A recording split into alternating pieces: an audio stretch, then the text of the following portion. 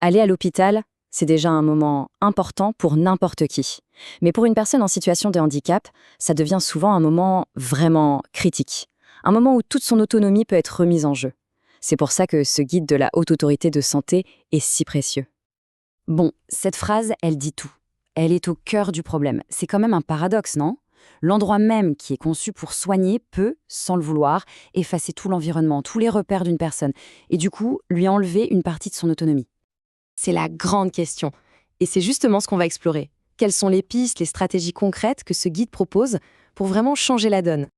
Alors, pour commencer, il faut bien prendre la mesure de l'écart, du fossé même, qui existe entre l'idéal des soins pour tous et ce qui se passe vraiment sur le terrain.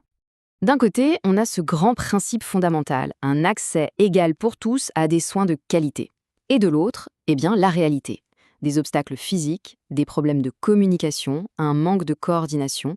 Le système, parfois, au lieu de créer un parcours fluide, crée des ruptures. Alors, comment on fait pour améliorer les choses? L'idée force du guide, c'est que des soins d'excellence, ça ne commence pas quand le patient passe la porte de l'hôpital. Non, ça commence bien avant. Tout est dans la préparation, dans l'anticipation. Concrètement, ça se passe en 3 temps.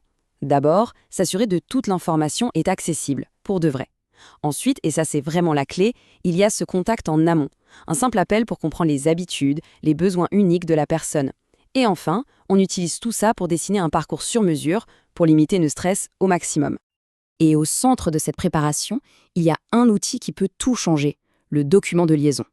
Ce n'est pas juste un dossier médical de plus, c'est un peu le passeport personnel du patient. Il contient ses habitudes de vie, sa façon de communiquer, bref, tout ce qui fait sa singularité et que l'équipe doit savoir dès la première seconde. Et les bénéfices, ils sont juste énormes. Ça veut dire moins de stress, moins d'attentes angoissantes, fini de devoir répéter 10 fois les mêmes informations. En fait, on pose les bases d'une vraie relation de confiance, avant même que les soins ne commencent. Passons maintenant à l'accessibilité. Et là, attention, le guide nous pousse à voir beaucoup plus loin que les rampes d'accès ou la largeur des portes. Voilà. L'idée, elle est là. La vraie accessibilité, ce n'est pas cocher des cases sur une liste. C'est une démarche active, c'est une philosophie, c'est tout faire pour qu'une personne puisse garder le contrôle de sa vie, même dans cet environnement totalement nouveau et parfois intimidant qu'est un hôpital. Ça veut dire quoi concrètement? Eh bien, ça se joue sur plusieurs niveaux. Le physique, bien sûr, mais aussi l'information. Est-ce que tout le monde peut comprendre la signalétique? Ça touche à la communication, avec des outils adaptés, et ça peut même être l'environnement lui-même, en créant des zones calmes pour éviter la surcharge sensorielle, par exemple. Cette phrase, elle est simple, mais elle est tellement puissante. Elle résume toute la philosophie. Le principe directeur, c'est ça. C'est au système de s'adapter, de faire preuve de flexibilité. Ce n'est pas à la personne de se contorsionner pour rentrer dans les cases de l'hôpital. Ok, on a parlé des lieux, maintenant passons à ce qui est sans doute le plus crucial, l'humain. Les interactions entre les soignants, les patients et aussi les aidants. Parce qu'on peut avoir les infrastructures les plus modernes du monde, la technologie la plus avancée. Au final, la vraie différence, elle se fait dans le geste, dans le regard, dans la parole. La transformation la plus profonde, elle est humaine. Prenons un exemple très concret. Pour une personne malvoyante, des gestes tout simples peuvent tout changer. Se présenter en arrivant, dire ce qu'on va faire, prévenir avant de toucher, ce sont des réflexes de respect qui créent un climat de sécurité. C'est fondamental. Autre cas de figure, une personne qui a des difficultés à communiquer. La priorité absolue, c'est de s'adresser à elle en premier, de respecter son temps, son rythme, d'être à l'écoute de tous les signaux, pas seulement des mots. Au fond, c'est juste ça, reconnaître la personne dans sa pleine et entière dignité. Et ça m'amène à un point essentiel, le rôle de l'aidant. Le guide insiste beaucoup là-dessus, un aidant, ce n'est pas un simple visiteur, c'est un expert.